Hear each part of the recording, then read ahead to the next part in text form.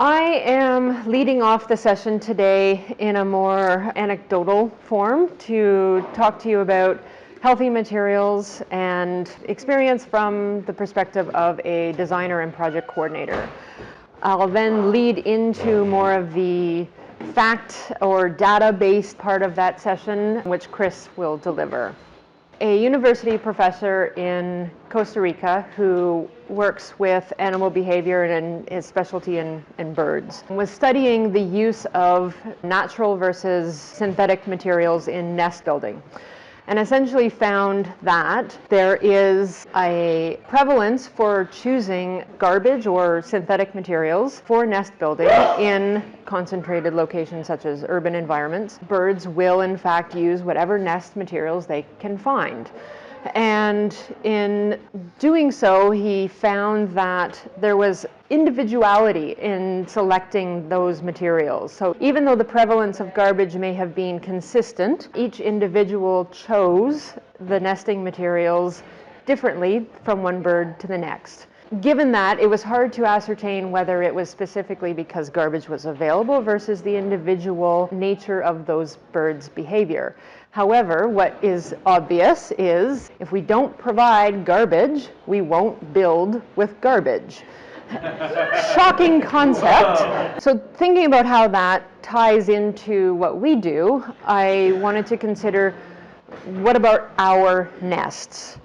What I see as a professional designer and project coordinator in the projects that I'm working on is that everyone interprets sustainable, green, natural, healthy in a different way. And that individualized meaning ultimately expresses itself differently in the materials that someone chooses to build their home with.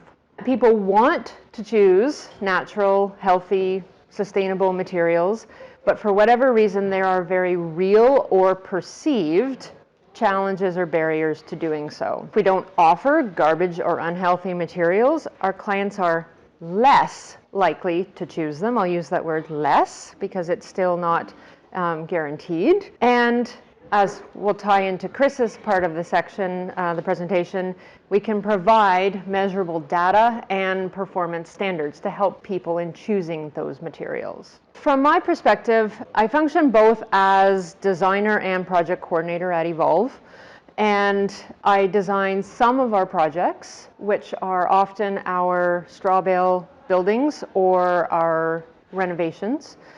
And I am project coordinator for some of our projects, which means I liaise between Evolve, the client, and the project manager and site staff that are implementing or building the homes. What I see, of course, is a highly individualized selection of materials. So not only do we build custom homes, so each home is quite different, it's quite individualized, but it's also really difficult to reconcile the wants and needs within that one project. So I often work with couples. One couple has a focus on healthy materials, one couple has a focus on water conservation. One is highly focused on cost efficiency, the other is highly focused on quality.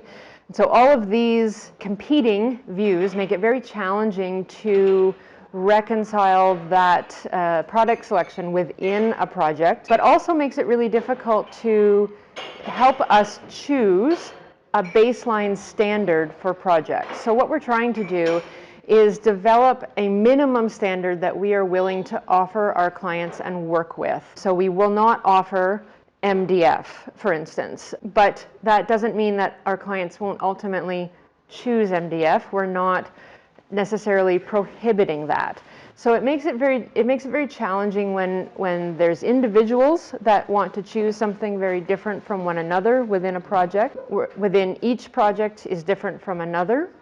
So it makes it challenging to choose a baseline standard of materials that will essentially satisfy all. Selecting healthy materials essentially comes down to two key components. That's people. How does it affect the material impact on human health, indoor air quality, EMFs, water quality, radon, noise, sound, light, and temperature? and planet. How is it affecting the broader local, national, international community? Are there over-extractions, mining use, embodied energy production, delivery service, community, displacement of residents, etc. So at the beginning of each one of our projects, whether it's designed by myself or we are taking over a project that's being designed by others, homeowner or another architect, we issue a design questionnaire that has a series of questions designed to help us understand our clients better before we undergo the design process or continue on the build process. One of the questions I ask is, what does the word sustainable mean to you? So of course, there are a wide number of answers that come through, such as resiliency, reuse of existing materials, using materials that can be responsibly created, cultivated throughout their life cycle, will not have a negative impact on the environment. Cradle-to-cradle considerations, and Chris may talk a little bit to that. Durable, passive heating and cooling, and products that are respectful of the environment and creatures, including human health. One of our clients answered that they did not want to impose their version of sustainability on the creatures and the environment that was going to share their space. There's a real wide range of interpretation of the definition of sustainability, and that ultimately affects what our clients are choosing to put in their homes. Part of the questionnaire also addresses describing 3 adjectives that you want your home to embody at the end of the project. And often those answers are things like efficient or comfortable. That comfort or energy efficiency definition is also quite varied. I get into further detail in our questionnaire, trying to extract information about, well, what does comfortable mean to you? What's the temperature of the home? How do you feel in it? How much light is there in it? Trying to draw out of the client what it is they want so I can tell them what they want. So part of the questionnaire is a product material selection or construction priority sequence. Part of the question is rank these items in order of priority. And this is a survey from the last 16 design questionnaires that we've issued. And the top priority is healthy indoor air quality. The definition of what that means to our clients then has to be extracted by myself to try and find out, well, what exactly are you trying to achieve by saying healthy indoor air quality is your top priority. General energy efficiencies and natural building materials come second. So you can see the sort of the topic that we're all here for this weekend is being reflected in what we're seeing from our clients. They're looking for these very specific materials, energy efficiencies to be in their homes. However, it isn't necessarily what they ultimately choose.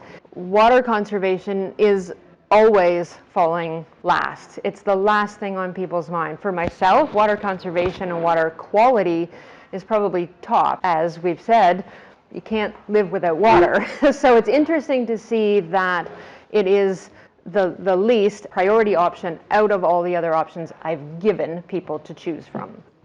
In this particular instance, I don't give them an other. Some other questions I do. There's a subsequent questions that try to draw out what it is that they're looking for from healthy indoor air quality, or what types of natural materials. Why water's not important? Like, I'm just curious. No, I haven't actually received an answer as to why water is not important. It's interesting that the folks who have chosen water conservation as their high priority tend to be in that field. So they're already involved in water conservation in some capacity, so that boosts their priority.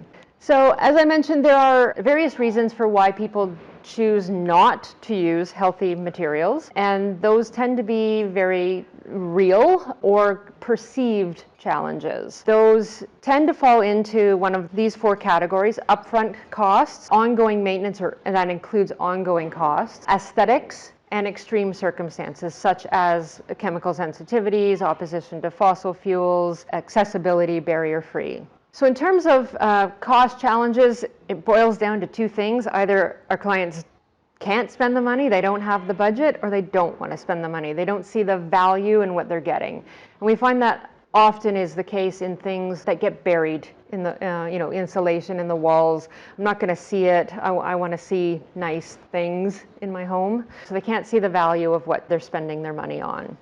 So for one of our clients who did have a low budget, rather than opt for a full custom home, they opted for one of our straw bale portables turned into a residential home. They didn't have a lot of money to spend on the interior finishes, but they did what they could. So they got IKEA boxes but used real wood fronts for their cabinetry, cork flooring for their floor, and recycled content tile for their bathroom.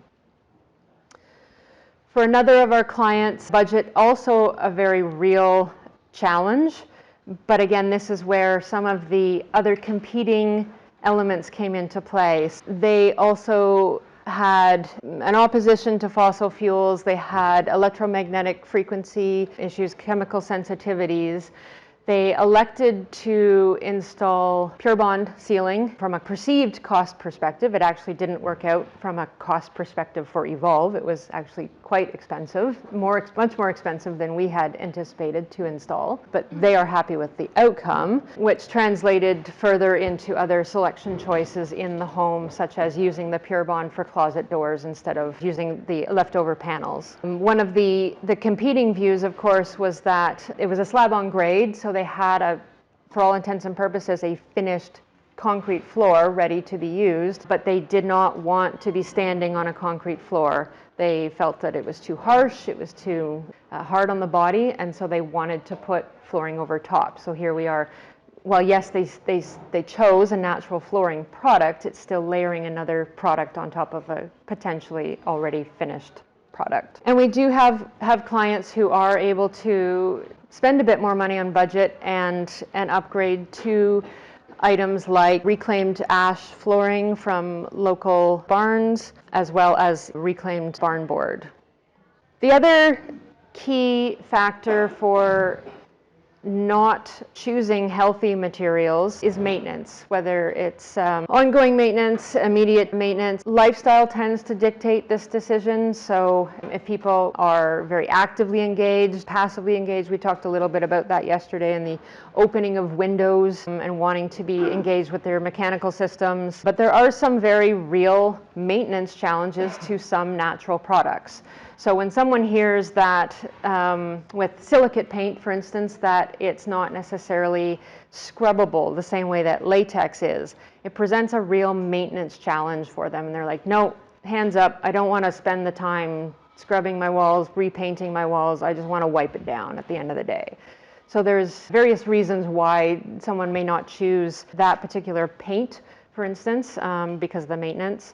Siding tends to be another product where there can be a lot of maintenance. So this is Tsugi ban. It does require some maintenance. It does require oiling. It can weather in a way that also feeds into the next barrier, that's aesthetics. So people don't like the look of the way a natural product wears over time. This client had a beautiful log home, which of course we might think this is amazing, it's beautiful log, it's natural, but for them the maintenance and upkeep of it was way too challenging. It had no insulation, it was freezing. The whole home was wood, which they found very challenging to upkeep, and so they elected to, along with a redesign of the layout, elected to move to a drywall finish that made it easier for them to maintain.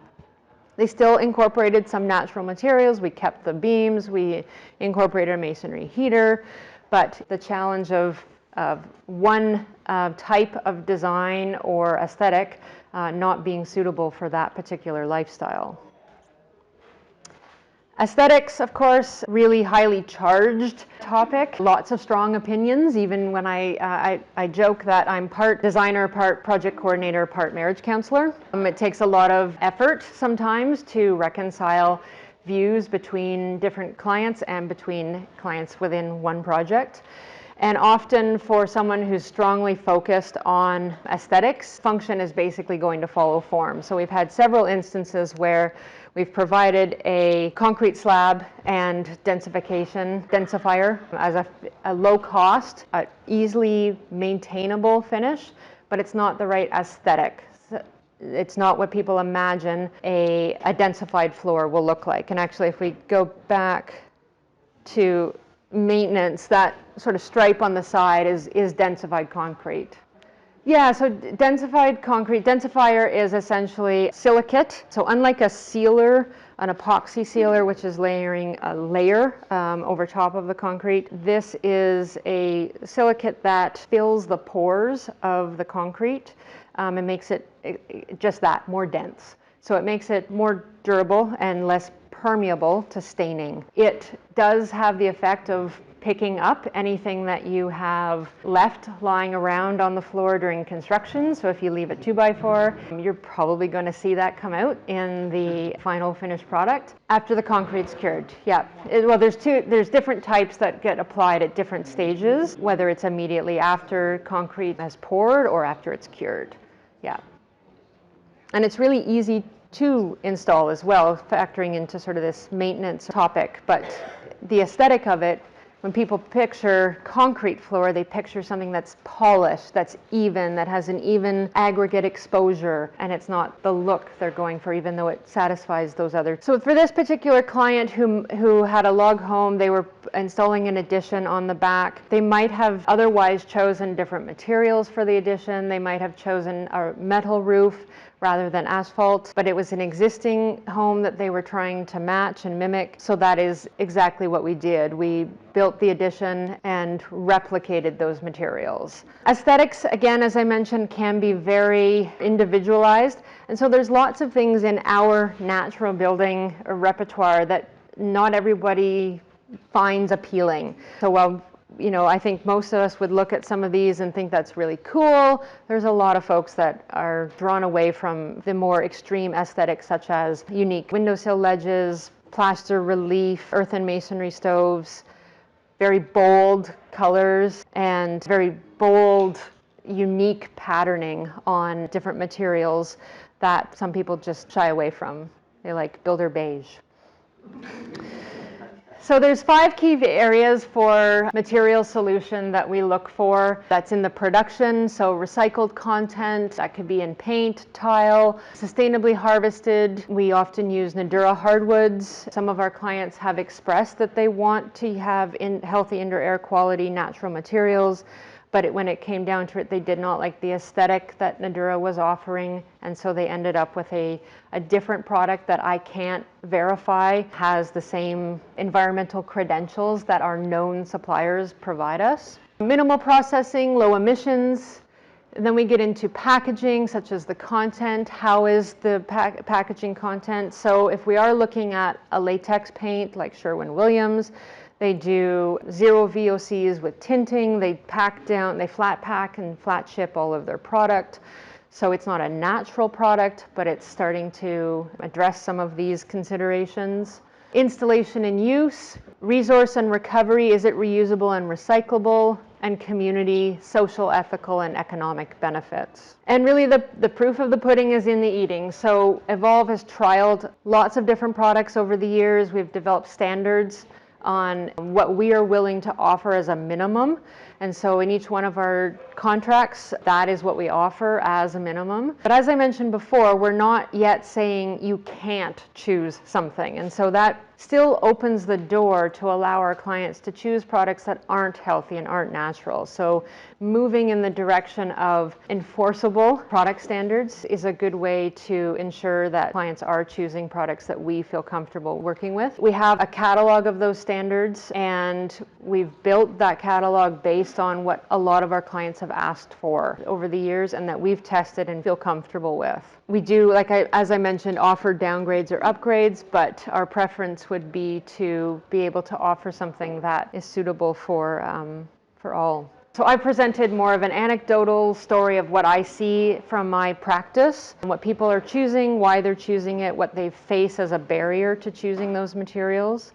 And Chris will take it to the next level. So how do we narrow the field on choosing the wide range of materials that are out there, and how do we determine if those materials are in fact healthy? What are the what are the measurable standards by which we can assess whether they're healthy, and be able to offer those to our clients. Things as basic as MSDS sheets, or as complex as Passive House certification and or Living Building Challenge, on sort of two extremes.